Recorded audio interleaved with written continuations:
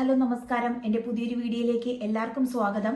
അപ്പോൾ ഇന്ന് ഞാൻ ചെയ്യുന്നത് രേണുസുതിയെക്കുറിച്ചുള്ള വീഡിയോ ആണ്. കുറേ നാളായി നമ്മൾ രേണുസുതിയെക്കുറിച്ച് ചെയ്തിട്ട് രേണുസുതിക്ക് ഒരു അസുഖം ഉണ്ട് എന്നുള്ളൊരു വാർത്ത കേട്ട് അന്നും വീഡിയോ ചെയ്തിരുന്നു. ആ അസുഖം അവർ പറഞ്ഞ അന്ന് അവരല്ല, ആ അസുഖം സോഷ്യൽ മീഡിയയിൽ പുറത്തു വന്ന ദിവസവും ചെയ്തിരുന്നു. പിന്നീട് ഒരു ഹോസ്പിറ്റലിൽ നിന്ന് വന്ന ആ ഒരു ഓയിസ് അതിന് കുറേ സംശയങ്ങളും കുറേ കാര്യങ്ങളും ഒക്കെ പറഞ്ഞ് നമ്മൾ വീഡിയോ ചെയ്തിരുന്നു. അതിനുശേഷം നമ്മൾ രേണുസുതിയുടെ വീഡിയോ ചെയ്തിട്ടേയില്ല. അപ്പം നമ്മൾ എപ്പോഴും വിമർശിക്കുന്ന ഒരാളുടെ പ്രവൃത്തി വിമർശിക്കുമ്പോൾ അവരായിട്ട് അവരുടെ വലിയൊരു കാര്യം വന്ന് പറയുമ്പോൾ തീർച്ചയായിട്ടും നമുക്കതിലൊരു അഭിപ്രായം പറയണം. അപ്പം ഞാൻ ആദ്യമായിട്ട് പറയുന്നത്, എൻ്റെ വീഡിയോ കണ്ടുകൊണ്ടിരിക്കുന്ന എല്ലാവരും, ഞാനും നമ്മുടെ സബ്സ്ക്രൈബേഴ്സും അല്ലാത്തവരും എൻ്റെ കമൻറ്റ് ബോക്സിൽ വന്ന് കമൻ്റ് ഇടുന്നവരും എല്ലാവരും നമുക്ക് ഒരുമിച്ച് പ്രാർത്ഥിക്കാം. എത്രയും പെട്ടെന്ന് രേണുസുതി സുഖം പ്രാപിക്കട്ടെ. പൂർവാധികം ശക്തിയോടെ തന്നെ നമുക്ക് രേണുസുതി പെട്ടെന്ന് തന്നെ സുഖം പ്രാപിച്ചു വരണം. അതിനെ സർവേശ്വരൻ രക്ഷിക്കട്ടെ എന്ന് നമുക്ക് പ്രാർത്ഥിക്കാം. കാരണം ഞാനൊരിക്കലും അവരുടെ പേഴ്സണലായിട്ടുള്ള കാര്യങ്ങളെയല്ല, അവരുടെ പ്രവൃത്തിയെ തന്നെയാണ് വിമർശിച്ചത്. വിമർശിക്കാൻ കാരണങ്ങളുള്ളത് കൊണ്ട് തന്നെയാണ് വിമർശിച്ചത്. അപ്പം ഇപ്പോഴവർ വന്ന് പറഞ്ഞിരിക്കുകയാണ് അവർക്ക് ആ ഒരു അസുഖം ഉണ്ട് എന്നുള്ളത്. അപ്പം നമുക്ക് ആദ്യം രേണുസുതി അതിനെക്കുറിച്ച് സംസാരിക്കുന്നത് നമുക്ക് കേട്ടിട്ട് ബാക്കി പറയാം. ശരിക്കും ചേച്ചിക്ക് ബ്രസ്റ്റ് ക്യാൻസർ തന്നെയാണോ? സത്യം അല്ല എന്നെങ്കിൽ നമുക്ക് അറിയണം എന്നൊരു ആഗ്രഹമുണ്ട്. എന്താണ് ചേച്ചി ശരിക്കും സത്യം? അതെ, ക്യാൻസർ ആണ്.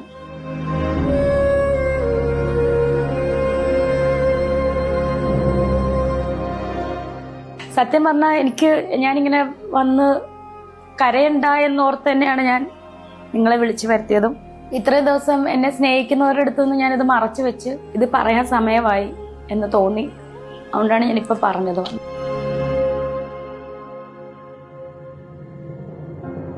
കുറച്ച് മോശമാണ്. ബ്രസ്റ്റിൽ നിന്നത് കഷത്തിലേക്ക് വ്യാപിച്ചു, ലിംബ് വഴി ഹാർട്ടിന്റെ മസിലിലോട്ട് ചെറുതായിട്ട് വ്യാപിച്ചു, ലങ്സിലോട്ട് വ്യാപിച്ചു. അങ്ങനെ സ്റ്റേജ് 3 കഴിയാറായി. അങ്ങനെ ഒരു സ്റ്റേജിലാണ് ഇപ്പം കടന്നത്. കാരണം ഞാൻ കരഞ്ഞു കഴിഞ്ഞാൽ എന്നെ സ്നേഹിക്കുന്ന കുറേ പേരുണ്ട്. അതുപോലെ ഇതുപോലെ ക്യാൻസറായിട്ട് അനുഭവിക്കുന്ന ഒരുപാട് പേരുണ്ട്. അവർക്ക് ഞാൻ എന്നും ഒരു മാതൃകയായിട്ട് ഇരിക്കണമെന്നാണ് ഞാൻ ആഗ്രഹിക്കുന്നത്. ചേച്ചി ശരിക്കും ഇത് അറിഞ്ഞിട്ട് എത്ര നാളായി ചേച്ചി? ചിലവർ തെറ്റിദ്ധരിച്ചിരിക്കുന്നത് ഇത് ദുബായിൽ വെച്ചിട്ട് സ്ഥിരീകരിച്ചിട്ട് അവിടെ വെച്ച് ക്യാൻസർ ആണെന്ന് അറിഞ്ഞു. അങ്ങനെയൊന്നുമില്ല, അങ്ങനെ ഒരു സംഭവമേ അല്ല ഇത്. സത്യം പറഞ്ഞാൽ ഇത് ഞാൻ ഇങ്ങനെ ഒരു ബ്രസ്റ്റിലൊരു മുഴ എൻ്റെ ശ്രദ്ധയിൽപ്പെട്ടത് എനിക്ക് 15 വയസ്സുള്ളപ്പോഴാണ്. വീട്ടിൽ പറഞ്ഞിട്ടില്ല. ഞാൻ അങ്ങനെ അസുഖമെന്ന് അങ്ങനെ പറയുന്ന ഒരാളല്ല കുഞ്ഞിലെ തൊട്ടേ. അപ്പം നമ്മുടെ കോട്ടയം മെഡിക്കൽ കോളേജിൽ തന്നെ കൊണ്ട് ഡോക്ടർ അന്ന് അത് ഒരു 15-16 വർഷം മുന്നത്തെ കാര്യമാണ്. നേരം എൻ്റെ അടുത്ത് ഡോക്ടർ പറഞ്ഞത് ഇതിങ്ങനെ വെക്കരുത്, ഇപ്പം ഇതിന് വലിയ പ്രശ്നമില്ല, അത് ഫ്യൂച്ചറിൽ ക്യാൻസർ ആകും. അപ്പം ആ സമയത്ത് എനിക്ക് മറ്റൊരു ഓപ്പറേഷൻ കഴിഞ്ഞിട്ട് നിൽക്കുക. വേറൊന്നുമല്ല, അപ്പൻഡിസൈറ്റിസിൻ്റെ ഓപ്പറേഷൻ. അപ്പം അതിച്ചിരി പെയിൻഫുള്ളായിരുന്നു. അതുപോലെ നട്ടലിന് ഇഞ്ചക്ഷനൊക്കെ എടുത്തിട്ടായിരുന്നു ചെയ്തത്. അപ്പം ഞാൻ ആ ഒരു പേടി മൂലം ഞാനിത് വീട്ടിൽ പറഞ്ഞില്ല. സുധിച്ചേട്ടൻ്റെ മരണശേഷം കുറേ നാളുകൾക്ക് ശേഷം നമ്മൾ നമുക്കറിയാം ബ്രസ്റ്റ് ക്യാൻസർ, ഈ ഒരു മുഴ വരുമ്പോൾ നമുക്ക് ബ്രസ്റ്റിന് ആകൃതിയിലൊക്കെ വ്യത്യാസം വരും. അപ്പം അത് എൻ്റെ ശ്രദ്ധയിൽപ്പെട്ടായിരുന്നു. അങ്ങനെ സ്കാൻ ചെയ്തിട്ട് ഡോക്ടറിന് ഡൗട്ടായി. അങ്ങനെ മാമോഗ്രാമിലൂടെ സംശയം തോന്നി ഡോക്ടറെ വീണ്ടും വിളിപ്പിച്ചു. ബയോപ്സി എടുത്ത റിസൾട്ടും ഞാൻ ഒറ്റയ്ക്കാണ് ചെന്ന് മേടിക്കുന്നത്. അപ്പം എന്നോട് പറഞ്ഞു ക്യാൻസർ ആണെന്ന് പറഞ്ഞു. നമ്മുടെ ശത്രുക്കൾക്ക് പോലും ഇങ്ങനൊരു അവസ്ഥ നമുക്കറിയാം. അതിൻ്റെ ബുദ്ധിമുട്ടും വിഷമങ്ങളും ഒക്കെ നമുക്കറിയാം. അപ്പം അതെല്ലാം കൂടെ എൻ്റെ തലയിലോട്ട് വന്നിട്ട് ഞാൻ ഒന്നും മിണ്ടിയില്ല. ആ റിസൾട്ട് വീട്ടിൽ കൊണ്ട് ഞാൻ ഭദ്രമായിട്ട് വെച്ച് ഒരു മനുഷ്യനോടും പറഞ്ഞു. അപ്പോൾ ഇതാണ് രേണുസുതി പറഞ്ഞത് അവരുടെ അസുഖത്തെക്കുറിച്ച്. ഞാൻ എൻ്റെ തമ്പനയിൽ തന്നെ ഞാൻ പറഞ്ഞൊരു കാര്യമുണ്ട്. രേണുസുതി നമ്മുടെ സമൂഹത്തിൻ്റെ വലിയൊരു പാഠപുസ്തകമാണ് എന്നുള്ളത്. കാരണം എന്താണെന്ന് വെച്ചാൽ നമ്മൾ മിക്കുള്ളവരും ചെയ്യുന്നത് തന്നെയാണ് രേണുസുതിയും ഈ അസുഖത്തിൻ്റെ കാര്യത്തിൽ ചെയ്തത്. നമ്മൾ ചില കാര്യങ്ങളെ വളരെ നിസ്സാരമായിട്ട് എടുക്കും. ചിലപ്പോൾ നമ്മൾ വിചാരിക്കും ഡോക്ടറിൻ്റെ അടുത്തൊന്നും പോകണ്ട, നമ്മൾ എന്തെങ്കിലും ഒരു മരുന്ന് കഴിച്ച് അതിനെ അങ്ങ് മാറ്റി വയ്ക്കും. പക്ഷേ അത് പിന്നീട് നമുക്കിപ്പോൾ ക്യാൻസർ എന്നല്ല, അത് വേറെ വലിയ അസുഖത്തിലും കൊണ്ട് എത്തിക്കുമ്പോഴാണ് നമുക്ക് അന്ന് പോയാൽ മതിയായിരുന്നു എന്നുള്ളത് മനസ്സിലാവുന്നത്. ഇപ്പം എൻ്റെ കാര്യവും ഏതാണ്ട് ഇതുപോലെയാണ്. കാരണം ഞാനും ഇതുപോലെ ഹോസ്പിറ്റലിലൊക്കെ പോകാൻ കുറച്ച് മടി കാണിക്കുന്ന ഒരാളാണ്. ഇപ്പം പനിയൊക്കെ വന്നാലും അത്രയ്ക്കും അങ്ങ് കൂടിയാലാണ് ഞാൻ ഇവിടെ ഹോസ്പിറ്റലിൽ പോകുന്നത്. അല്ലെങ്കിൽ സാധാരണ നമ്മുടെ പാരസെറ്റാമോളൊക്കെ കഴിച്ചാണ് നിൽക്കുന്നത്. പക്ഷേ ഇതിൻ്റെ നേരെ വിപരീതമാണ് എൻ്റെ ഹസ്ബൻഡ്. എൻ്റെ ഹസ്ബൻഡിനെ എപ്പോഴും ഹസ്ബൻഡിൻ്റെ വീട്ടിലൊക്കെ ഉള്ളവർ കളിയാക്കും. ചെറിയ തുമ്മൽ വന്നാൽ പോവും, അവൻ എന്ത് ചെറിയ അസുഖത്തിനും ഓടും എന്നുള്ളത്. പക്ഷേ അപ്പോഴും എൻ്റെ ഹസ്ബൻഡ് പറയുന്ന ഒരു കാര്യം, ചെല്ലുമ്പോൾ തുമ്മലാണ് എന്നാണ് ഞാൻ അറിയുന്നതെങ്കിൽ അത് നല്ലതല്ലേ, അല്ലെങ്കിൽ ചുമ മാത്രമേ ഉള്ളൂ കുഴപ്പമില്ല എന്ന് പറയുന്നതാണ് നല്ലത്. ഞാനിങ്ങനെ വച്ചുകൊണ്ടിരുന്ന് അവസാനം വേറെ വല്ലതെന്ന് പറഞ്ഞിട്ട് എന്തിനാണ് എന്ന് പറയും. എനിക്ക് ശരിക്കും പറഞ്ഞാൽ അങ്ങനെ ആളെന്നെ മാറ്റിയെടുത്തതാണ്. ഇപ്പം എനിക്ക് വയ്യ എന്ന് പറഞ്ഞാൽ കറക്റ്റ് ഇവിടെ നമുക്ക് കുറച്ച് അപ്പോയിൻമെൻറ്റ് കിട്ടാൻ പാടാണ്. എങ്കിലും പറയും വന്നേ പറ്റൂ, പോയേ പറ്റൂ. ഇപ്പം ഞാനിപ്പോൾ ഈ വീഡിയോ ചെയ്തുകൊണ്ടിരുന്ന കുറേ ഇതായപ്പോൾ എൻ്റെ കണ്ണിൻ്റെ ഇവിടെ ഒരു കുരു വന്നിട്ടുണ്ടായിരുന്നു. ശരിക്കും നമ്മളെ നാട്ടിലെ കൺകോട്ടി നമ്മൾ പറയില്ലേ, അതാണ്. ഞാനിങ്ങനെ വച്ചുകൊണ്ടിരുന്നു, അതിപ്പോൾ പോവും, 2 ദിവസം കഴിഞ്ഞ് പോവും. അപ്പോൾ എൻ്റെ ഹസ്ബൻഡ് എന്നോട് ചോദിക്കാതെ തന്നെ അപ്പോയിൻമെൻ്റ് എടുത്ത് നാളെ അപ്പോയിൻമെൻറ്റ് കിട്ടിയിട്ടുണ്ട്, ഹോസ്പിറ്റലിൽ വരണം എന്ന് പറഞ്ഞു. അപ്പോൾ ഡോക്ടർ പറഞ്ഞു അതൊരു ഇൻഫെക്ഷനാണ്, ഇവിടെ ക്ലൈമറ്റ് മാറുന്നത് കൊണ്ട് വരുന്ന അലർജിക്കാണെന്ന് പറഞ്ഞു. പക്ഷേ എനിക്ക് പറ്റിയത്, ഞാൻ അത്രയും ദിവസം വച്ചുകൊണ്ടിരുന്നപ്പോൾ പിറ്റേന്ന് എൻ്റെ മകനും വന്നത്. ഞാൻ ആ വന്ന ദിവസം തന്നെ ഹോസ്പിറ്റലിൽ പോയിരുന്നെങ്കിൽ എൻ്റെ മോന് വരില്ല. അപ്പം പിറ്റേന്ന് എൻ്റെ മോൻ, ഞാൻ ഹോസ്പിറ്റലിൽ പോയി ഗുളിക കഴിച്ചു, മരുന്നൊക്കെ ഒഴിച്ചേണ്ട പിറ്റേന്ന് രാവിലെ എൻ്റെ മോൻ എണീറ്റ് പറയാണ്, അമ്മ എനിക്കും കണ്ണുപോയി. നോക്കിയപ്പോൾ അവൻ്റെ ഇവിടെ ഒരു കുരു. ഇവിടെ അറ്റൻഡൻസ് ഒക്കെ കുറച്ച് പ്രശ്നമുള്ളതാണ്. അപ്പം ഞാൻ വിചാരിച്ചു ഞാനത് ആദ്യമേ പോയി ട്രീറ്റ് ചെയ്തിരുന്നെങ്കിൽ, കാരണം ഇവൻ എന്നോട് ഇടപെടും, എൻ്റെ കൂടെയാണ് കിടക്കുന്നത്. അപ്പം തിരിയുമ്പോഴൊക്കെ അവൻ്റെ കൈ എൻ്റെ കണ്ണിൻ്റെ അവിടെ വന്ന് തീർച്ചയായിട്ടും അവൻ ദേഹത്തൊക്കെ തൊടും. എപ്പോഴും പോയി കഴുകത്തില്ലല്ലോ. ശരിക്കും ഇത് രേണുവിനെ പോലെ നമ്മളെല്ലാവരും കാണിക്കുന്നതാണ് എന്നുള്ളത്. പിന്നെ നമുക്ക് നാളെ ഈ അസുഖം വലിയൊരു അസുഖത്തിലേക്ക് കൊണ്ടെത്തിക്കും എന്ന് പറയുമ്പോൾ തന്നെ നമ്മളത് വീട്ടിൽ പറയുക. ഇപ്പം കുഴപ്പമില്ല, അതിപ്പം ചെയ്യാത്തത് എന്താണെന്നൊക്കെ ചോദിച്ചാൽ നമുക്ക് അവിടെ വെച്ച് ഡോക്ടറിൻ്റെ കയ്യിൽ നിന്ന് വഴക്ക് കേൾക്കും, നമ്മൾ മരുന്ന് കഴിക്കും. പക്ഷേ നാളെ ഇത് വലിയൊരു അസുഖത്തിലേക്ക് കൊണ്ടെത്തിക്കും എന്ന് പറയുമ്പോൾ നമ്മൾ തീർച്ചയായിട്ടും നമ്മൾ കൂടെ ഉള്ളവരോട് പറയുക. അതിനിപ്പം നമുക്ക് ചിലപ്പോൾ രേണുസുതിയുടെ വീടിൻ്റെ സാമ്പത്തിക ബുദ്ധിമുട്ട് കൊണ്ടായിരിക്കാം വീട്ടിൽ അറിയിക്കാത്തത്. ചിലപ്പോൾ രേണു പറയുന്നത് പോലെ തന്നെ അവരുടെ ക്യാരക്ടർ ആയിരിക്കാം. പിന്നീട് വീട്ടുകാരത് കണ്ടുപിടിക്കുന്നുണ്ട്. രേണുസുതി ഡിപ്ലോമയ്ക്കോ എന്തോ പഠിക്കുന്ന സമയത്ത് ആരോ പറഞ്ഞ് അറിയുന്നുണ്ടെന്ന് പറഞ്ഞു. പക്ഷേ അവർക്കും അതിനോടുള്ള അറിവ് വളരെ കുറവായത് കൊണ്ടായിരിക്കാം അവർ ആ സമയത്ത് ഹോസ്പിറ്റലിൽ കൊണ്ടുപോയി അതിനെ അങ്ങ് ഇത് കളയാത്തത്. അവരും വിചാരിച്ച് കാണും ഇതങ്ങനെ കുഴപ്പം വരില്ല എന്നുള്ളത്. പിന്നെ എനിക്ക് മനസ്സിലാവാത്തൊരു കാര്യം, 15 വയസ്സിലെ അങ്ങനെ മുഴയുണ്ടെങ്കിൽ നമ്മൾ പ്രഗ്നൻ്റ് ആയി നമ്മുടെ പ്രഗ്നൻസിയുടെ ലാസ്റ്റ് സമയത്തൊക്കെ എത്തുമ്പോൾ നമ്മുടെ ബ്രസ്റ്റിൻ്റെ ഷേപ്പ് മാറും. കാരണം നമ്മുടെ ബ്രസ്റ്റിൽ മിൽക്ക് വന്ന് നിറയുമ്പോൾ മാറും. അപ്പോഴും അതറിഞ്ഞില്ലേ, ആ ബ്രസ്റ്റിൻ്റെ ഇത് മാറിയപ്പോഴും കൊണ്ട് കാണിക്കാമായിരുന്നു. ഞാൻ പറയുന്നത് അവസരം ഉണ്ടായിരുന്നു.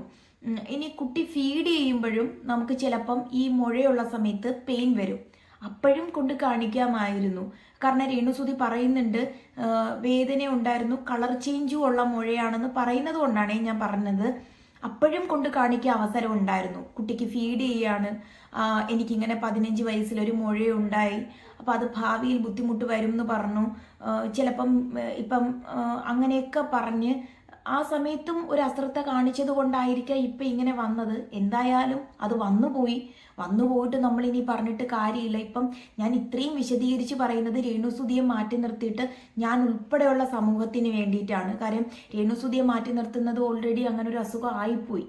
അപ്പം ഇനി നമ്മൾ രേണുസുതി അങ്ങനെ ശ്രദ്ധിക്കാമായിരുന്നു, ഇങ്ങനെ ശ്രദ്ധിക്കാമായിരുന്നു എന്ന് പറഞ്ഞിട്ട് ഒരു കാര്യമില്ല. പക്ഷേ ഞാൻ ഉൾപ്പെടെയുള്ള സമൂഹം നമ്മൾ കേൾക്കേണ്ടത്, നമുക്ക് ഇങ്ങനെ ഭാവിയിൽ എന്തെങ്കിലും വലിയ ബുദ്ധിമുട്ട് വരും എന്ന് പറയുമ്പോൾ നമ്മളത് വരില്ല എന്ന് വിചാരിക്കാതെ വരും എന്ന് തന്നെ കരുതി നമ്മളത് പോവുക. അതെടുത്ത് കളയേണ്ടതാണെങ്കിൽ നമ്മളതെടുത്ത് കളയുക. അല്ല അതിന് വേറെ വല്ല ട്രീറ്റ്മെൻറ്റും ലേസർ ട്രീറ്റ്മെൻറ്റൊക്കെ ഉണ്ടെങ്കിൽ അതൊക്കെ ചെയ്യുക എന്നുള്ളതാണ്.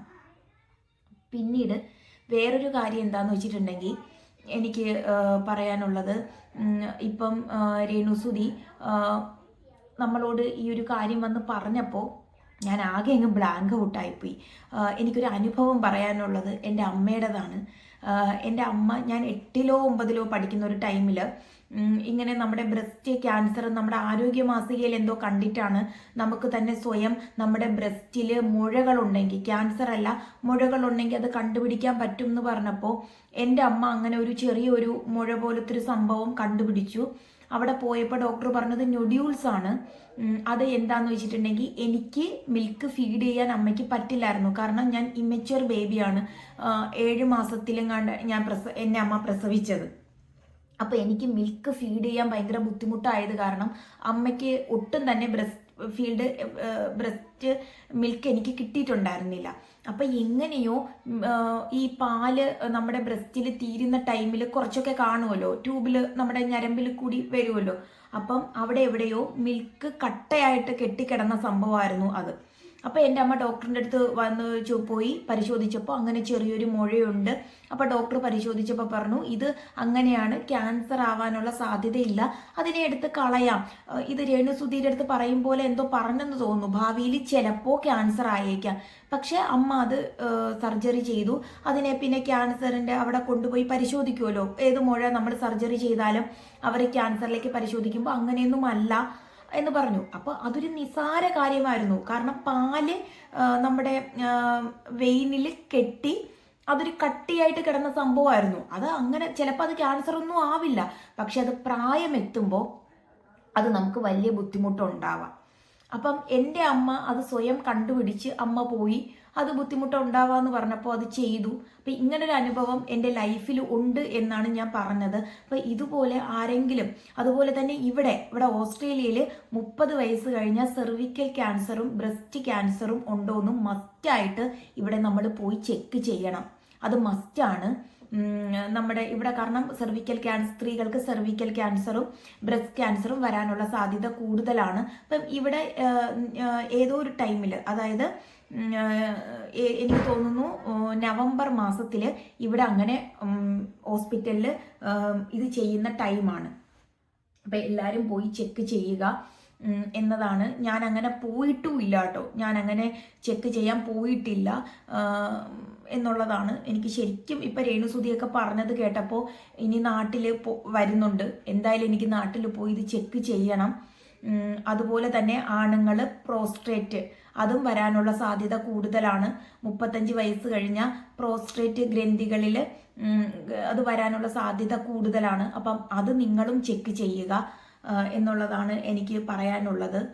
പിന്നീട് ഇപ്പം രേണുസുധിക്ക് ഞാനിപ്പോൾ രേണുസുധിയുടെ വീഡിയോസ് ഇപ്പോൾ റിയാക്ട് ചെയ്യാത്തത് കൊണ്ട് എനിക്ക് തോന്നുന്നു പുള്ളിക്കാരിക്ക് അധികം റീച്ചും ഇല്ല. പുള്ളിക്കാരിയുടെ വീഡിയോസ് അങ്ങനെ ഒരു റീൽസൊക്കെ കണ്ടങ്ങനെ പോകുന്നേ ഉള്ളൂ. പക്ഷേ ഞാൻ എങ്ങും മാസ്ക് വയ്ക്കുന്നത് കണ്ടിട്ടില്ല. അപ്പം ഇത്രയും ഒരു സ്റ്റേജ് ആണ്. അപ്പം നമുക്ക് രോഗപ്രതിരോധ ശേഷി കുറവാണ്, ഈ ഒരു അസുഖം ഉള്ളവർക്ക് കുറവാണ്. അപ്പം ഇപ്പം നമ്മുടെ നാട്ടിൽ ഒരുപാട് പകർച്ചവ്യാധികളുണ്ട്. മഴ സമയമാണ്, നിപ്പയുണ്ട്, അതുപോലെ തന്നെ ഷിജല്ല വൈറസിൻ്റെയൊക്കെ ഇതുണ്ട്. അതുപോലെ തന്നെ ഞാൻ നാട്ടിലൊക്കെ വിളിക്കുമ്പോൾ പറയുന്നത് പനിയാണ് മിക്കുള്ളവർക്കും.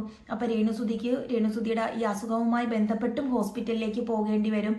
രേണുസുധിയുടെ വർക്കുമായി ബന്ധപ്പെട്ടും പോകേണ്ടി വരുമ്പോൾ നിങ്ങൾ ജസ്റ്റ് ഒന്ന് മാസ്ക് വയ്ക്കാൻ ശ്രദ്ധിക്കുക. കാരണം അത് നമുക്ക് പെട്ടെന്ന് അസുഖങ്ങൾ വരും. പിന്നെ ഞാൻ ഈ രേണുസുധിയുടെ 2ാമത്തെ വീഡിയോ ഇട്ടിരുന്നല്ലോ, ആ ഹോസ്പിറ്റലിൽ നിന്നൊരു വോയിസ് വന്നപ്പോൾ. അപ്പോൾ എനിക്ക് മെഡിക്കൽ ഫീൽഡിലുള്ള ഒരു വ്യക്തി എനിക്കൊരു എസ്സേ പോലെ അയച്ചിട്ടുണ്ടായിരുന്നു. അത് മാത്രമല്ല, ഒരുപാട് പേര് എൻ്റെ കമൻറ്റ് ബോക്സിൽ വന്ന് പറഞ്ഞു പല്ലിൻ്റെ ട്രീറ്റ്മെൻറ്റ് ചെയ്യില്ല, ഈ പല്ലിൽ ഇൻവിസിലൈൻ വയ്ക്കുന്നത് കൊണ്ടും ഇംപ്ലാന്റ് ചെയ്യുന്നത് കൊണ്ടുമാണ് രേണുസുധിക്ക് ക്യാൻസർ ഉണ്ടോ എന്ന് പലരും കമൻറ്റ് ബോക്സിൽ കൂടി സംശയം പറഞ്ഞത്. എനിക്കിതിനെക്കുറിച്ച് ആധികാരികമായിട്ട് അറിയില്ല. അപ്പം രേണുസുധിക്ക് പല്ലിൻ്റെ ട്രീറ്റ്മെൻറ്റ്, കാരണം പെട്ടെന്ന് ബ്ലീഡിങ് വരും, മോണയിൽ പെട്ടെന്ന് ബ്ലീഡിങ് വരും. അപ്പോൾ പലരും പറഞ്ഞിട്ടുണ്ടായിരുന്നു പല്ലിൻ്റെ ട്രീറ്റ്മെൻറ്റ് ചെയ്യില്ല എന്ന്. അപ്പം എന്തായാലും രേണുസുധി ട്രീറ്റ്മെൻറ്റ് ചെയ്യുന്ന ഹോസ്പിറ്റലുകാർക്കൊക്കെ അറിയാമല്ലോ, ഇങ്ങനെ ഒരു അസുഖം വന്നാൽ തുടർന്നും ട്രീറ്റ്മെൻറ്റ് ചെയ്യാവോ ഇല്ലയോ എന്നുള്ളതൊക്കെ അറിയാമല്ലോ. അപ്പം പിന്നീട് ഞാൻ രേണുസുധി ഇൻവിസിലൈൻ വച്ചും ഞാൻ കണ്ടിട്ടില്ല കേട്ടോ. രേണുസുധിയുടെ ഈ ഇടയ്ക്കുള്ള വീഡിയോസിൽ, അതായത് രേണുസുധി ഇപ്പം റീസെൻ്റ് ആയിട്ട് ഇടുന്ന വീഡിയോസിൽ ഇൻവിസിലൈൻ വച്ചും, അതായത് ക്ലിയർ അലൈൻസ് വച്ചതും ഞാൻ കണ്ടിട്ടില്ല. അപ്പം അതും ഒന്ന് ശ്രദ്ധിക്കുക. ഇപ്പം ചിലപ്പോൾ പല്ല് ശരിയാവാനായിട്ട് തന്ന അലയൻസിൻ്റെ കിറ്റ് വച്ച് തീർക്കാമെന്നാണെങ്കിലും നിങ്ങൾ ഹോസ്പിറ്റലിൽ ഒന്ന് ചോദിച്ചിട്ട് അത് വയ്ക്കുക കേട്ടോ. കാരണം എൻ്റെ കമൻറ്റ് ബോക്സിൽ വന്നും പറഞ്ഞിട്ടുണ്ട്, ഇതിനെക്കുറിച്ചൊക്കെ ആധികാരികമായിട്ട് അറിയാവുന്ന ആൾക്കാർ പറയുന്നുണ്ട്. പിന്നെ ഇപ്പോഴും ഞാൻ പറയുന്ന ഒരു കാര്യം, നമ്മളെ എന്തൊക്കെ ആയിക്കൂടാ എന്നാണ് രേണുസുതി പഠിപ്പിച്ചു തന്നത് ഈ അസുഖത്തിൽ പോലും, അല്ലേ? നമ്മളൊരു അശ്രദ്ധ കാണിക്കാൻ പാടില്ല. അപ്പം രേണുസുതിരെന്ന് എനിക്ക് ചുരുക്കം പറഞ്ഞാൽ പഠിക്കാൻ പറ്റിയത് ഒന്നും ആവാൻ പാടില്ല എന്നുള്ളൊരു കാര്യമാണ് പഠിക്കാൻ പറ്റിയത്. രേണുസുതിക്ക് ഇപ്പം ഈ ഒരു അസുഖം വന്നപ്പോഴും രേണുസുതിക്ക് ഒരു കുത്തൊഴുക്ക് പോലെ ഒരു പോസിറ്റീവ് കിട്ടുന്നതായിട്ട് ഞാൻ കണ്ടില്ല. പലരും ബിഷപ്പിനെ പറഞ്ഞതിനാണ്, അങ്ങനെ കുറേ നെഗറ്റീവ് കമൻസാണ് ഞാൻ കണ്ടത്. അത് ഈ പുലിവരുന്നേന്ന് വിളിച്ചതുപോലെ ആവാനുള്ള കാരണം പ്രവൃത്തികളാണ്. അപ്പം നമ്മൾ പഠിക്കേണ്ടത്, നമുക്കിനി എന്തായാലും എങ്ങനെയായാലും നമുക്ക് പൈസ എങ്ങനെയും ഉണ്ടാക്കുന്നു എന്ന് നമ്മൾ പറയുമ്പോൾ അതിനെ നമ്മൾ എതിർത്തൊരു കാര്യം എന്താണെന്ന് വെച്ചിട്ടുണ്ടെങ്കിൽ ചുരുക്കം ഇത്രയേ ഉള്ളൂ, നമുക്ക് കഴിവില്ല എന്നാണ് അവിടെ. നമുക്ക് ഏതെങ്കിലും രീതിയിൽ പൈസ ഉണ്ടാക്കിയാൽ മതി എന്നുള്ളത് വലിയ കഴിവല്ല, അത് നമ്മുടെ കഴിവ് കേടിനെയാണ് കാണിക്കുന്നത്. ഞാനിതും രേണുസുതിക്ക് വേണ്ടി പറയുന്നതല്ല. ഞാൻ രേണുസുതിയെ മാറ്റി നിർത്തി നമ്മുടെ സമൂഹത്തിലുള്ള ഇപ്പം രേണുസുതിയെ കണ്ട് ഇൻസ്പയർഡായി ഒരുപാട് കുട്ടികൾ ഈ സബ്സ്ക്രിപ്ഷനിലേക്ക് വരുന്നുണ്ട്. എങ്ങനെയെങ്കിലുമൊക്കെ ഒന്ന് ബിഗ് ബോസിൽ കയറാനായിട്ട് ഈ എങ്ങനെയെങ്കിലും എന്നുള്ളൊരു വേർഡ് ഭയങ്കര അപകടകരമായ വേർഡാണ്. അത് നമ്മുടെ ഇതിൽ നിന്ന് മാറ്റുക. കാരണം അങ്ങനെ വരുമ്പോൾ നമുക്ക് ഒരു കഴിവില്ല എന്നുള്ളതാണ് അവിടെ കാണിക്കുന്നത്. നമുക്ക് പോസിറ്റീവിൽ കൂടി ഒരു രൂപയെങ്കിൽ ഒരു രൂപ അത് നമ്മളുടെ കഴിവാണ്. നമ്മളെ അറിഞ്ഞൂടാത്ത ഒരുപാട് പേര് നമ്മളെ നല്ല പോസിറ്റീവായിട്ട് പറയുക എന്നുള്ളത് നമ്മുടെ കഴിവാണ്. അപ്പം നമ്മളൊരു മോശപ്പെട്ട പ്രവൃത്തി ചെയ്യുമ്പോൾ നമുക്ക് സപ്പോർട്ടായിട്ട് പറയുന്നവർ നമ്മുടെ നല്ലതിന് വേണ്ടിയിട്ടല്ല എന്ന് തന്നെ നമ്മൾ ചിന്തിക്കുക. നമുക്ക് ഇപ്പം ഞാൻ ഉൾപ്പെടെയുള്ളവർ നിങ്ങളെ വിമർശിച്ചു, നിങ്ങൾ എൻ്റെയൊന്നും വീഡിയോ കാണാൻ ഒരു ഇടയില്ല. ഒരു മെയിൻ ആയിട്ട് ചെയ്യുന്ന, അതായത് മെയിൻ സ്ട്രീം യൂട്യൂബേഴ്സ് എന്ന് പറയുന്ന ആൾക്കാരൊക്കെ നിങ്ങളുടെ നിലപാടിനെ വിമർശിച്ചത് അതിൽ നിന്നും മാറി നിങ്ങൾക്കൊരു തിരിച്ചറിവ് ഉണ്ടായി രേണുസുതിക്ക് തിരിച്ചു വരാനാണ്, അതായത് പോസിറ്റീവായിട്ട് വരാനാണ്, സ്നേഹമുള്ളത് കൊണ്ട് തന്നെയാണ് എന്ന് തന്നെ കരുതുക. അവരാരെ ശത്രുക്കളായിട്ട് കാണാതിരിക്കുക. അപ്പം ഇങ്ങനെ രേണുസുതിയെ മാറ്റി നിർത്തി ഇത് ഇൻസ്പയർഡായി വരുന്നവരോട് ഞാൻ പറയുന്നതാണ്, ഇതൊന്നും ഒരിക്കലും ഒരു കഴിവല്ല, കഴിവ് കേടാണ്, കഴിവിൽ കൂടി വരിക എന്ന് മാത്രമാണ് ഞാൻ പറയുന്നത്. ഇനി രേണുസുതിയോട് ഒരിക്കലും ചോദിക്കാൻ പാടില്ലാത്തൊരു ക്വസ്റ്റ്യൻ ആ ആങ്കർ ചോദിച്ചു. ശരിക്കും പറഞ്ഞാൽ അവർക്ക് ഈ ഇന്റർവ്യൂ ചെയ്യുന്നവർക്ക് ഒരു വിവരമില്ലേ, അല്ലെങ്കിൽ അവർക്കൊരു കോമൺ സെൻസ് ഇല്ലേ എന്നാണ് എനിക്ക് തോന്നിയത്. ഞാൻ ആ ഒരു ചോദ്യം ഞാൻ പറഞ്ഞു തരാം, ഞാൻ കേൾപ്പിച്ചു തരാം അത് കേട്ടോ. ചേച്ചി, ഈ ഒരു സാഹചര്യത്തില് ഏറ്റവും കൂടുതൽ വിഷമിക്കുന്ന ഒരു കാര്യം എന്തായിരിക്കും? എനിക്ക് എന്തെങ്കിലും പറ്റിപ്പോയാൽ എന്റെ മകൻ എന്ത് ചെയ്യും? കുഞ്ഞിന്റെ കാര്യം ഓർത്തിട്ടാണോ? കേട്ടില്ലേ? ഈ ഒരു ക്വസ്റ്റ്യൻ ചോദിക്കാൻ പാടുണ്ടോ? ഒരാള് ഒരു സാഹചര്യത്തിൽ എനിക്ക് എന്തെങ്കിലും പറ്റിപ്പോയാൽ ഒരിക്കലും ഇങ്ങനെയുള്ള വലിയ അസുഖമുള്ളവരുടെ അടുത്തിരുന്ന് നമ്മൾ മരണത്തെക്കുറിച്ചോ അല്ലെങ്കിൽ അവർക്ക് വല്ലതും പറ്റിപ്പോകും അങ്ങനെ ഒന്നും സംസാരിക്കില്ല. നിങ്ങൾ ശ്രദ്ധിച്ചിട്ടില്ലേ? അതിന് രേണുസുതി മറുപടിയും കൊടുക്കുന്നുണ്ട്. ഇതിനി രേണുസുതി ചോദിപ്പിച്ച ക്വസ്റ്റ്യൻ ആണോ എന്നൊന്നും എനിക്കറിയില്ല, കാരണം പൊതുവെ അങ്ങനെയാണല്ലോ പരിപാടി. എനിക്കറിയില്ല ഇവരെന്തിനാണ് ഈ ഒരു ക്വസ്റ്റ്യൻ ചോദിച്ചതെന്ന് എനിക്കറിയില്ല. രേണുസുതിയോട് എനിക്ക് പറയാനുള്ളത്, ഈ ഒരു സ്റ്റേജ് ഒന്നും ഒരു എൻഡൊന്നും അല്ല. ഇതിൻ്റെ അപ്പുറം പോയിട്ട് സ്ട്രഗിൾ ചെയ്ത് വന്നവരുണ്ട്. ഇതിപ്പം കീമോ എടുക്കുമ്പോൾ തന്നെ മിക്കവാറും ഇത് റെഡിയാവും. നിങ്ങൾ ഒട്ടും തന്നെ പേടിക്കണ്ട. ഇപ്പം നിങ്ങൾ കക്ഷത്തിലും അവിടെയൊക്കെ വ്യാപിച്ചിട്ടുണ്ടെന്ന് പറയുമ്പോൾ ഇതൊന്നും ഒരിക്കലും ഒരു എൻഡല്ല. പിന്നെ എനിക്ക് രേണുവിനോട് പറയാനുള്ളത്, നിങ്ങൾ ഒരുപാട് സമയം ഋതപ്പനുമായിട്ട് ചെലവഴിക്കുക. കാരണം നമ്മൾ എന്ത് അസുഖം ഉണ്ടെങ്കിലും എന്ത് വിഷമം ഉണ്ടെങ്കിലും നമ്മൾ കുട്ടികളോട് സഹകരിക്കുമ്പോൾ നമ്മൾ അതങ്ങ് മറക്കും. കാരണം നമ്മൾ പോലും അറിയാതെ നമ്മൾ അവരുടെ കാലഘട്ടത്തിലേക്ക് പോവും, അല്ലെങ്കിൽ നമ്മൾ ഒരുപാട് നമ്മുടെ മനസ്സ് അത്രയും പ്യുവറാവും. നിങ്ങൾ പ്യുവർ അല്ല എന്നല്ല, ആ കുട്ടികളുടെ രീതിയിൽ പോവും. അവനും നിങ്ങളുടെ സാന്നിധ്യം കിട്ടും, നിങ്ങൾക്കും അവൻ്റെ സാന്നിധ്യം കിട്ടുമ്പോൾ നിങ്ങൾക്കും അത് നിങ്ങളുടെ അസുഖത്തിൻ്റെ വലിയൊരു മാറ്റത്തിന് കാരണമായിരിക്കും. ഒരു ട്രീറ്റ്മെൻറ്റ് മാത്രമല്ലാതെ മെൻ്റലി നമുക്കിപ്പം ഒരു യോഗ അല്ലെങ്കിൽ നമുക്ക് ഭയങ്കര മെൻ്റൽ സപ്പോർട്ടായിരിക്കും ആ കുഞ്ഞിനോടുള്ള ഇൻട്രാക്ഷൻ എന്ന് പറയുന്നത്. അത് നിങ്ങൾ മാക്സിമം ഇൻട്രാക്ട് ചെയ്ത് തന്നെ ആവുക. പിന്നെ ഋതപ്പനും മൊബൈലിൽ ഒരുപാട് അഡിഷനാണ്. അപ്പം നിങ്ങൾ കൂടുതലും അവനുമായിട്ട് ഇൻട്രാക്ട് ചെയ്യുമ്പോൾ അവൻ്റെ ആ ക്യാരക്ടറും മാറും. അവനും നാളെ ഒരു സമയത്ത് വന്ന് പറയാണ്ടി വരരുത്, കുഞ്ഞുനാളിൽ എനിക്ക് വന്നൊരു ബുദ്ധിമുട്ടാണ് മൊബൈൽ അഡിക്ഷൻ, അതാണ് എന്നെ ഇങ്ങനെ ആക്കിയത്. അവനും മൊബൈലിൽ നിന്ന് മാറും, നിങ്ങൾക്കും കിട്ടും, നിങ്ങൾക്ക് അവനെ ഒരുപാട് ടൈം, നിങ്ങൾക്ക് ലൈഫ് ടൈം കിട്ടും. മീൻസ് നിങ്ങൾക്ക് ഇടപെടാനുള്ള ടൈം എന്നാണ് ഞാൻ ഉദ്ദേശിച്ചത്. ഈ ലൈഫ് ടൈം എന്ന് പറയുന്നത് ഒരുപാട് നിങ്ങൾക്ക് കുടുംബത്തോട് ഇടപെടാനുള്ള ഒരു ടൈം കിട്ടും. അപ്പം അതും നിങ്ങൾ ശ്രദ്ധിക്കുക, നിങ്ങൾ അത് ഒരുപാട് ശ്രദ്ധിക്കുക. അപ്പം ഇതാവും. പിന്നെ ഇതൊന്നും ഒരു എൻ്റെ അല്ല രേണുസുതി. ഞാൻ എപ്പോഴും പറയുന്നത് പോലെ വിമർശനമെങ്കിൽ വിമർശനം, വിമർശിക്കാനാണെങ്കിൽ പോലും നിങ്ങൾ ഇതിൽ നിന്നും കരകയറി വരിക. എന്താണ്, ഉയർത്തെഴുന്നേറ്റ് തന്നെ ഒരു നിങ്ങൾ ഈ സമൂഹത്തിൽ നിങ്ങൾ വരിക. ഇപ്പം നിങ്ങളെ എനിക്ക് നേരിട്ടോ പേഴ്സണലി ഒന്നും പരിചയമില്ല, പക്ഷേ നിങ്ങളുടെ വീഡിയോയെ റിയാക്ട് ചെയ്യാനാണെങ്കിലും നമുക്ക് ഇപ്പം അറിയാത്ത ഒരു പരിചയം ഉണ്ടല്ലോ. അപ്പം നിങ്ങൾ വരിക. ഇതൊന്നും ഒരു എൻ്റെ അല്ല. സർവേശ്വരനോട് എന്നും എനിക്ക് നിങ്ങൾ നേരെയായിട്ട് വരാൻ ഒരു പ്രാർത്ഥന തീർച്ചയായിട്ടും ഞാൻ പ്രാർത്ഥിക്കും. പിന്നെ എന്താണ്, ഈ ഒരു വീഡിയോ, ഇവരുടെ വീഡിയോ വന്നപ്പോൾ ഇത്തരം കാര്യങ്ങൾ പറയണം എന്ന് എനിക്ക് തോന്നിയാണ് ഞാൻ വന്ന് സംസാരിച്ചത്. തീർച്ചയായിട്ടും നിങ്ങളുടെ അഭിപ്രായം എൻ്റെ കമൻറ്റ് ബോക്സിൽ വന്ന് പറയണം.